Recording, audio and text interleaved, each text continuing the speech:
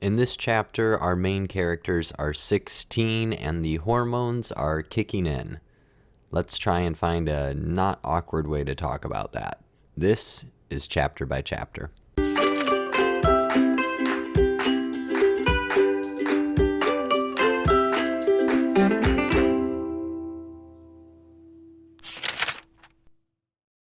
Since the majority of my audience for this video is probably teenagers or have been teenagers, I'm going to assume I don't need to go into that much detail about why there's so much sex being mentioned in a chapter where the characters are teenagers.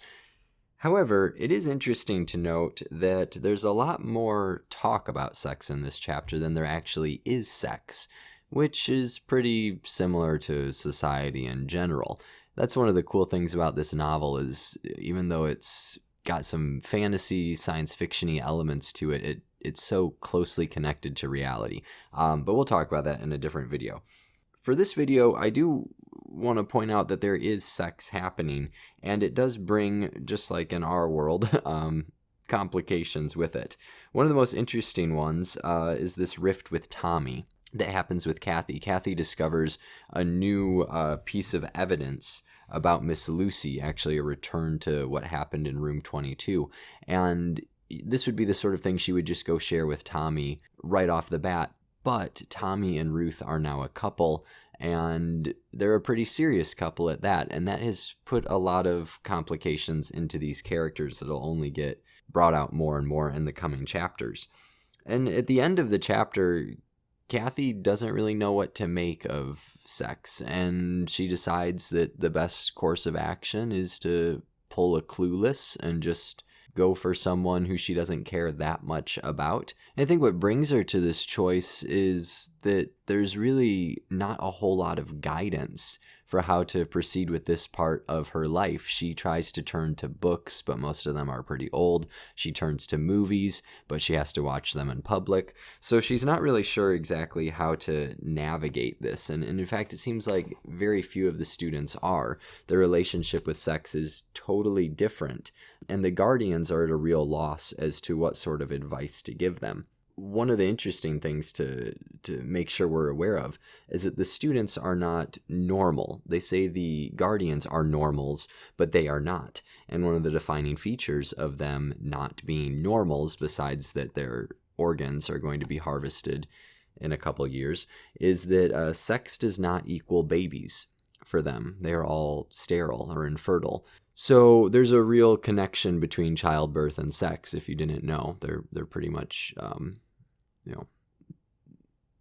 they're very connected. But in this world, for the non-normal characters, for the students, they actually aren't connected. So this has put sex into a really weird place for them, having it totally detached from procreation. It's also worth noting that at Hailsham, it's not explicitly outlawed. And some of the guardians tell them to just make sure that they share this experience with someone they actually care about. But at the same time, the rules of Hailsham do seem to discourage it. And there's this really awkward sort of humorous instance where one of the teachers walks in at two students who are having sex on a desk in a classroom. Now, I don't know about you at the high school you went to, but any high school that I've been at, that would that would be a thing, but the teacher just leaves and then comes back later and tells them to go to administration, and the administration is like, I have a meeting to get to, figure it out on your own. So this is handled weird. Like I don't think the guardians know exactly what to do. And this is kind of a short discussion on this chapter, but the thing that I think you really need to take out of it, besides the plot point of Kathy, Tommy, and Ruth's relationship getting complicated, Kathy deciding to, look for these experiences with a guy named Harry, that is all well and good, but the most interesting thing for me in this chapter comes at the very beginning, and it has to do with this return to the incident in room 22 with Miss Lucy. So, as you might remember from a previous chapter, Kathy stumbles upon hears a hissing noise, which she then goes into room 22 and realizes that it is Miss Lucy furiously scribbling on top of a handwritten note, so loud that it's almost ripping the paper and making a noise that sounds like a hiss, like a gas leak or something like that. And this is all really, really awkward. Kathy basically can't even remember what she said about it, and she just leaves. But there's one thing that is really odd, which is, why is Kathy hanging around in these abandoned rooms to begin with? And this is the very beginning of the chapter, second paragraph. I want to read this for you. In those days, I had this secret game. When I found myself alone, I'd stop and look for a view, out of a window, say, or through a doorway into a room. Any view, so long as there were no people in it. Okay, so why does Kathy do this?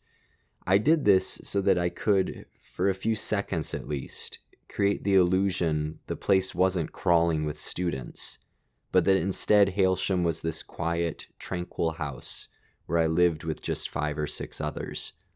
Now, the first time I read that sentence, I didn't make anything of it, but rereading this chapter, knowing how complicated Kathy's life is getting with her friendships and her relationships, it really struck me that a house with just 5 or 6 people in it, instead of this big sprawling boarding school crawling with individuals, that's like the house I grew up in.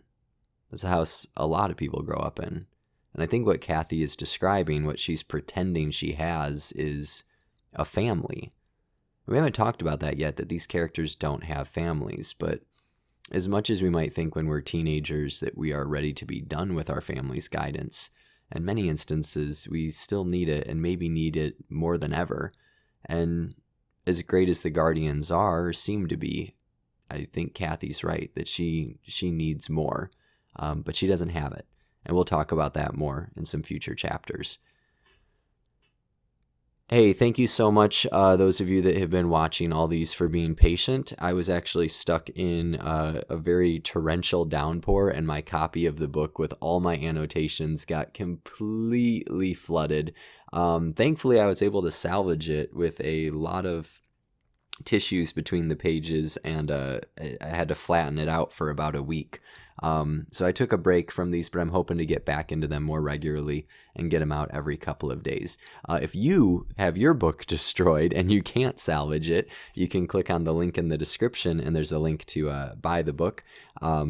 It does support the author and Amazon and this channel. So I think 2 of those 3 things are good. So consider buying the book if you haven't done so yet.